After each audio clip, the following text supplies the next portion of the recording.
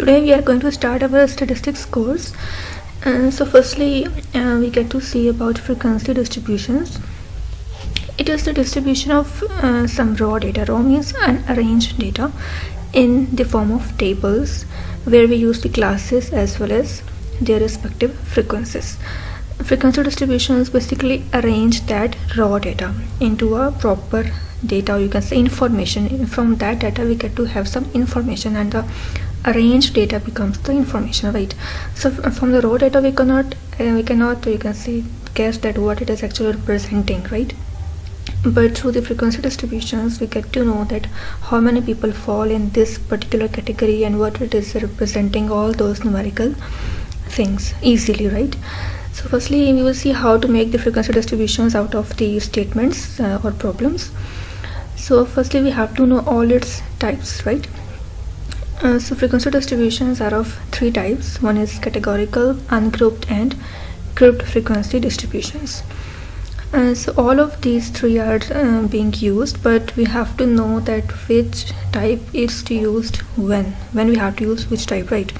So firstly we can say categorical. What does it mean? In English it means that the qualitative data, right, where we have no any numerical terms, no math is involved or applicable, right?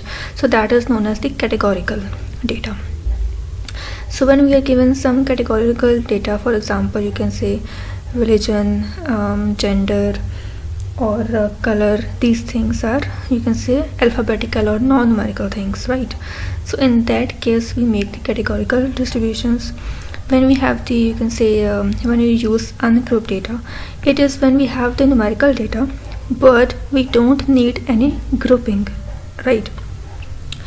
So both in ungrouped and grouped data it deals with numbers, but the only difference is that here we deal with you can say class intervals or class limits.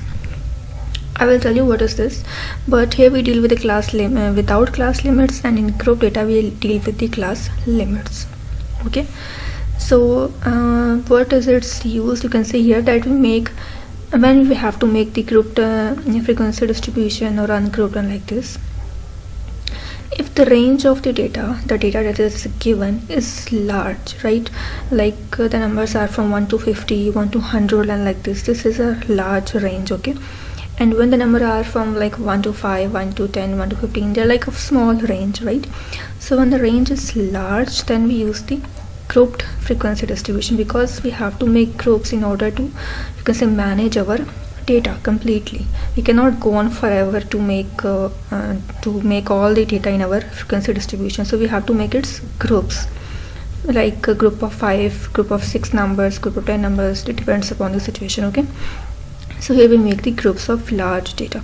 But when we have a small range of data, like when numbers from 1 to 5, 1 to 10, they don't need any grouping, right? We can deal with them simply. So in that case we make the ungrouped distribution.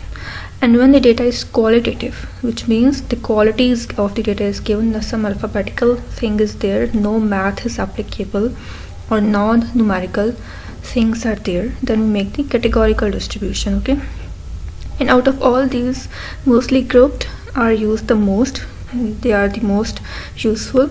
Categorical also used sometimes, but this ungrouped frequency distribution is not so widely used. And because we only deal with these frequency distributions when we have to make some grouping, when we have to represent our big raw data in some arranged form, right? So we will be seeing about grouped frequency distributions. That is the most important one, because it involves so many concepts and as well as formula. So, and we will see the categorical distributions also. So firstly we have categorical data distribution or frequency distribution.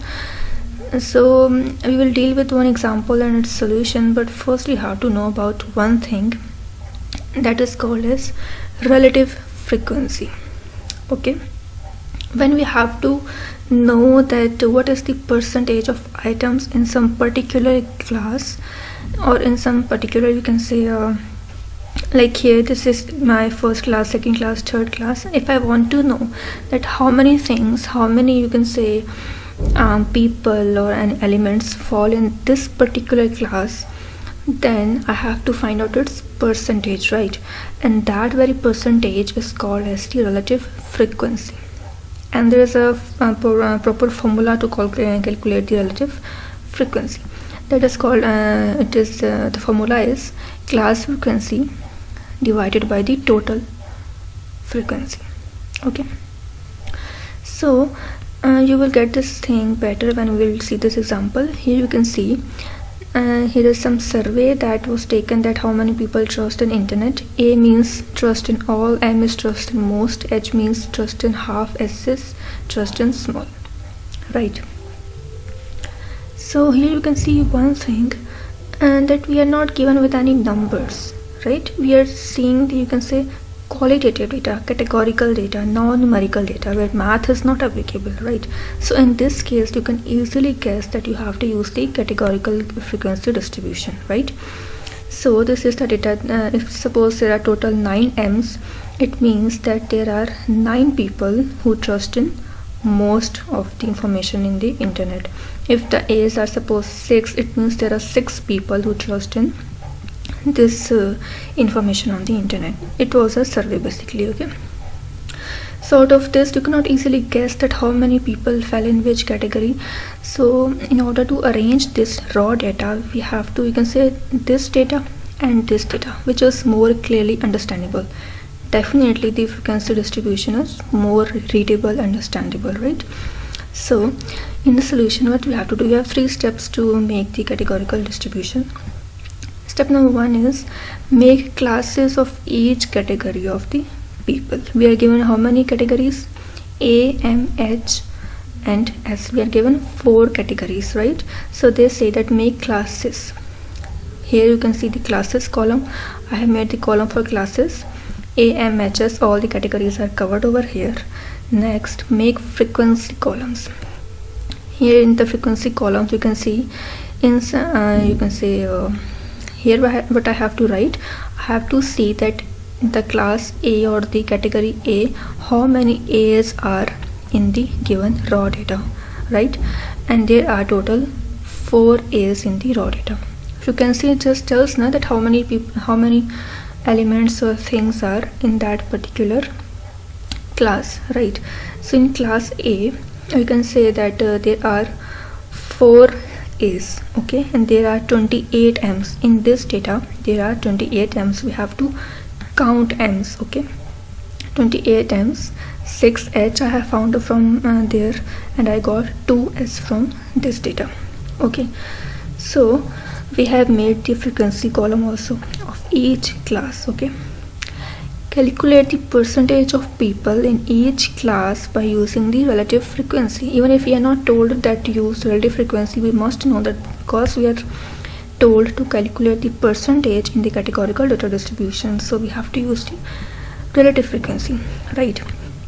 And relative frequency means the class frequency, which means the frequency of that particular category, that particular class. For example, in this first class, this percentage is only of this particular category, not of the others, right? So what I have to do, class frequency, my class frequency is what? This, right? 4 divided by the total frequency. Total means sum of all the frequencies, which is 40, right? So 4 divided by 40, which means 10. So percentage is 10.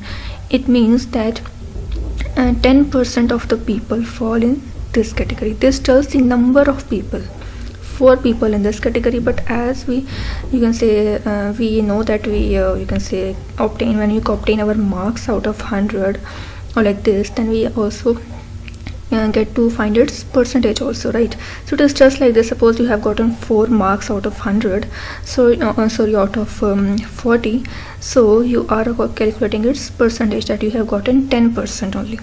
Okay, so this working relative frequency works just like this. In the next case, you can see when M means most, trust in most.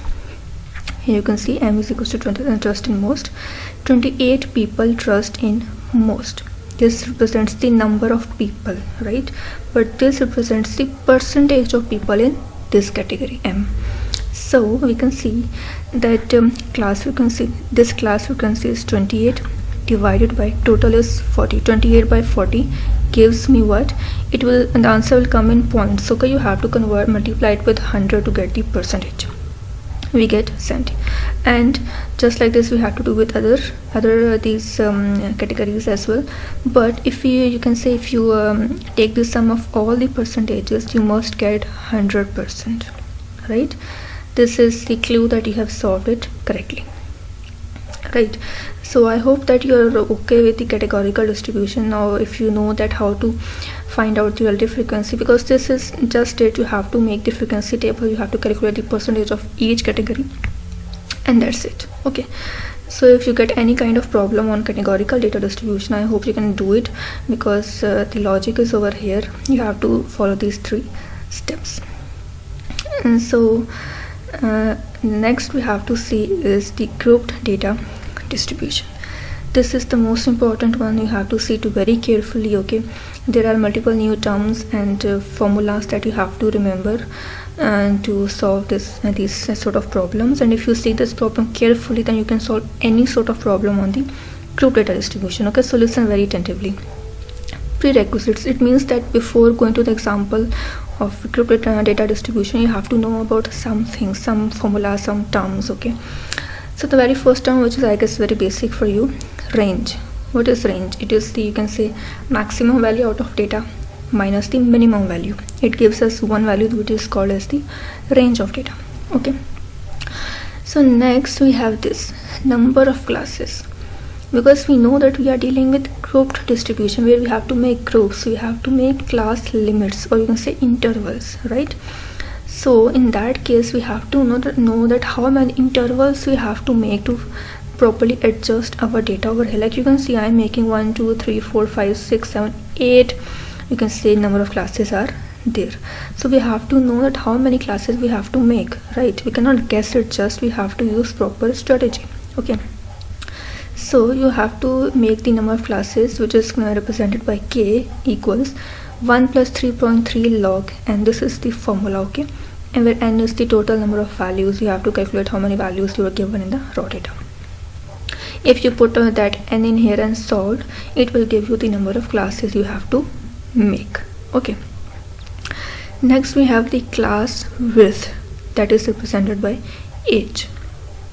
Class width basically means that how much difference is there from this class limit.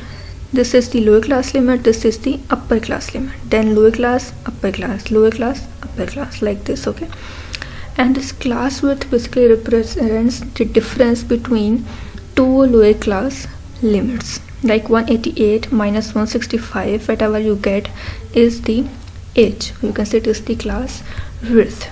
Okay, so what is the formula for calculating class width? It is range divided by k. Range we got from here and number of classes k we got from here. We have to divide these 2 things together to know that how much distance there is going to be in our class limits in between these 2 lower classes. Okay, so we will see this example. With the example also you will understand it.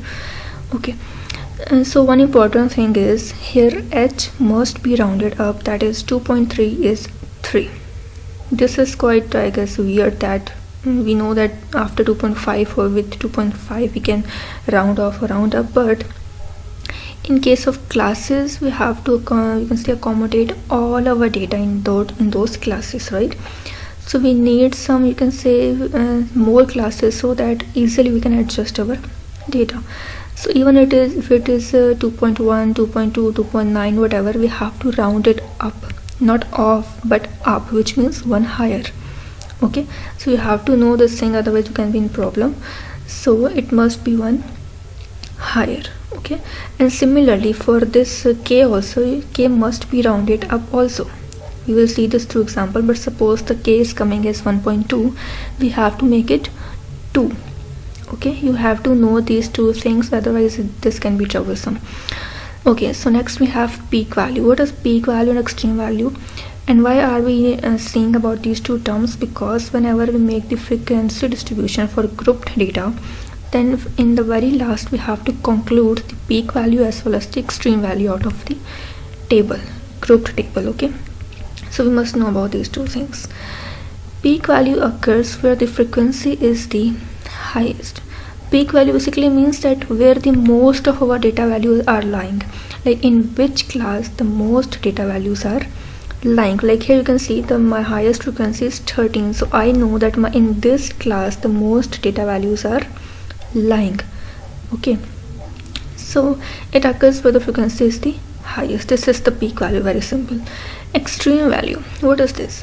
Extreme low or extreme large data values out of all the data. It means that suppose I have data from which is from 1 to, you can say, 50, and suddenly I get a number that is almost 100. Multiple numbers from 1 to 50, but after 50 we get a number 100 that is far away from the rest of the data values, right? So that is called as extremely large value, right? And suppose if we are dealing with numbers or data that is in hundreds only, and suddenly we get some value that is 1 or 2, that is far smaller than the rest of the data. So this is called the extreme slow or the extreme large data values out of all the data. We will see this outliers concept in detail in the upcoming lectures, so don't worry, there's a proper formula to calculate the outliers. Okay, so for now, for the case of grouped data frequency data distribution, you just have to know about these theoretical terms. Okay, next we have the class boundaries. This is quite troublesome to many students, but you have to know about one hint to calculate it very easily. Okay, firstly we need to see its purpose. It is used to exclude all the gaps. Okay, here you can see this is 187, it is starting from 188, right? And here in the class boundaries you can see it is 187.5, it is also starting from 187.5. like you cannot see any gap. Are you seeing any gap like to 10.5? This is also 10.5 to 35 3.5, then again this. So you cannot see any gap. Like if you make its graph, you cannot see any gap. The graph will be congested, like closed, right? There will be no gap in the you can say that graph or histogram. Okay, so it is used to exclude all the gaps in the classes. It is the theoretical purpose, but we have to know it mathematically also, because we have to calculate the class boundaries. So simple hint, there is also a formula which is very confusing, so you just need to know about this hint.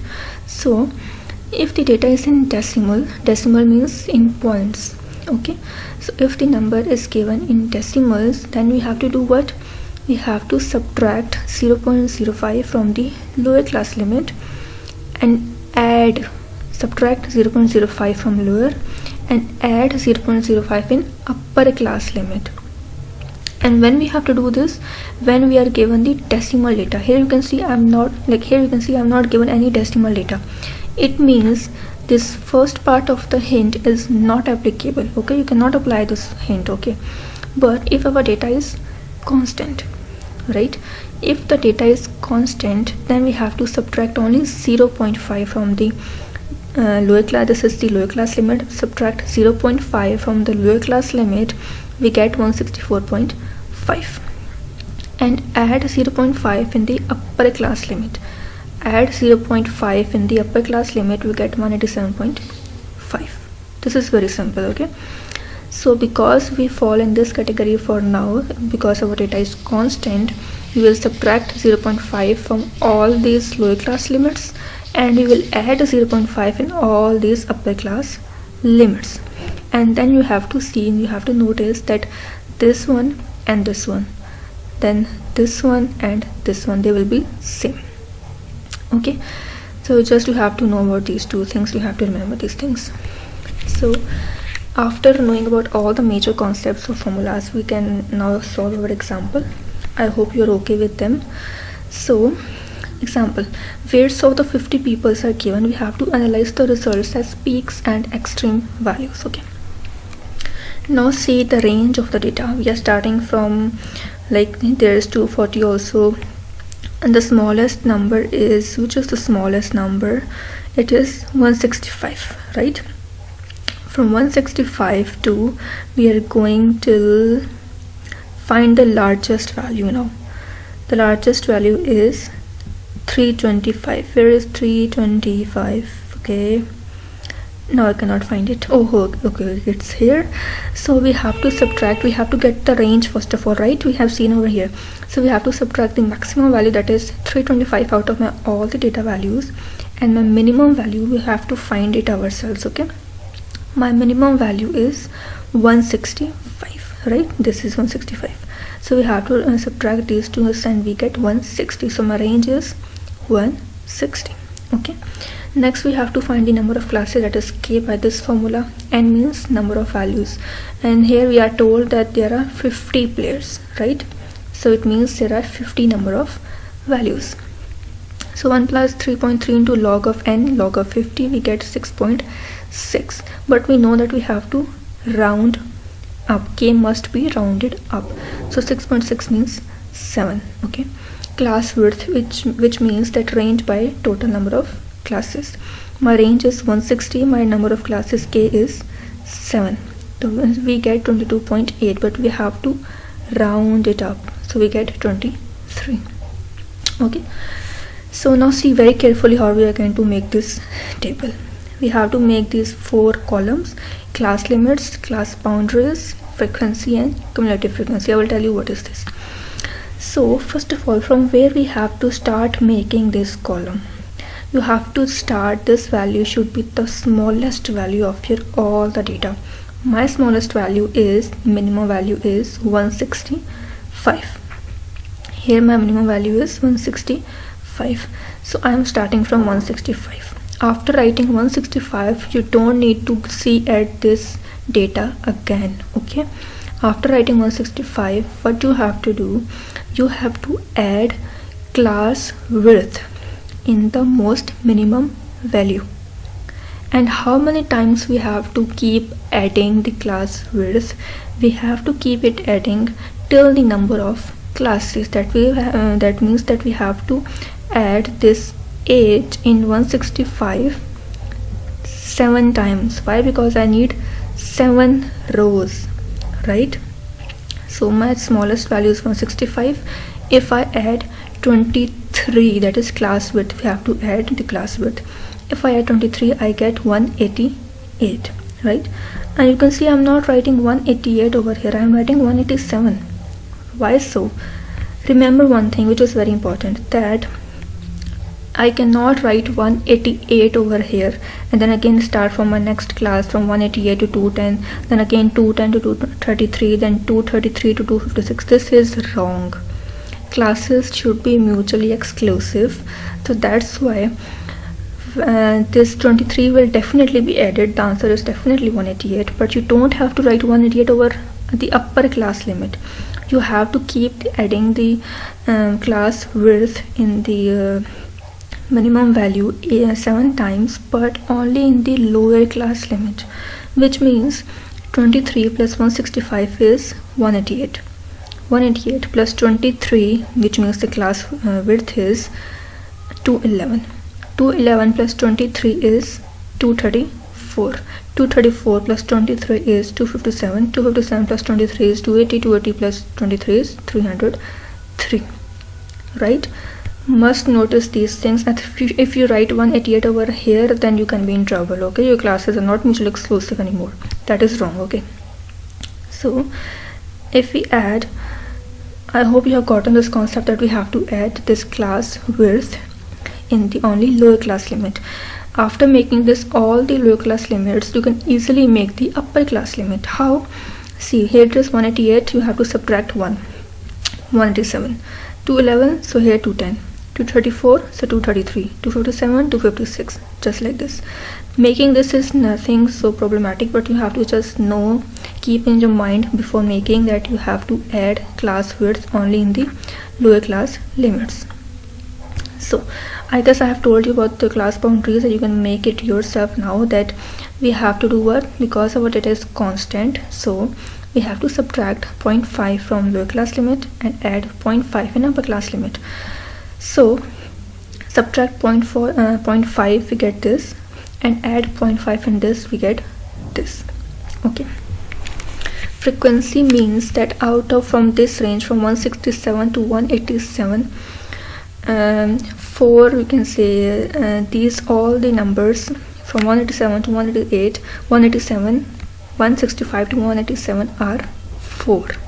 Only 4 numbers fall in this range in our whole data. Okay, and from this range 188 to 210, 13 values fall in this data or in this class.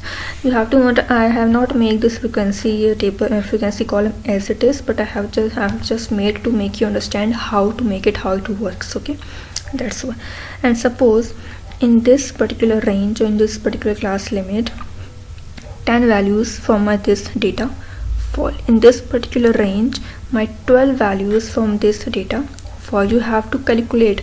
It doesn't mean that only 165 and 187 has to be seen, and if they are found, then we can say that these two values are found 4 times. No, it's not like this. We have to see each and every value from 165 to 187. Okay, all of those values or some of the, it doesn't mean that each value has to come. Like 167 can come, 166 cannot come. It's just like this. Okay, so those are 4. Next we have the column of the, you must make the column of the cumulative frequency in case of group data distribution. So what is cumulative frequency? See over here, this first frequency has to be written as it is, and then this next frequency should be added in the previous frequency. It gives us 17, and this 17 has to be added in the next, which is 10. It becomes 27. Now this 27 has to be added in the next frequency, that is 39, and this 39 has to be added in 6, which gives 45. It means that you can say that all the frequencies, all the upcoming frequencies are added up with the previous frequencies, right? Like here 4, because we did not have any value before, so we didn't add any value in the 4. But as we arrived over here, we got to know that there is some other frequency before also, so we have to keep on adding the previous frequencies also. Like if I am on this particular class, then in order to make the cumulative frequency of my this class, what I have to do, till 6 I have to add all these frequencies, and it will give me the cumulative frequency of this class.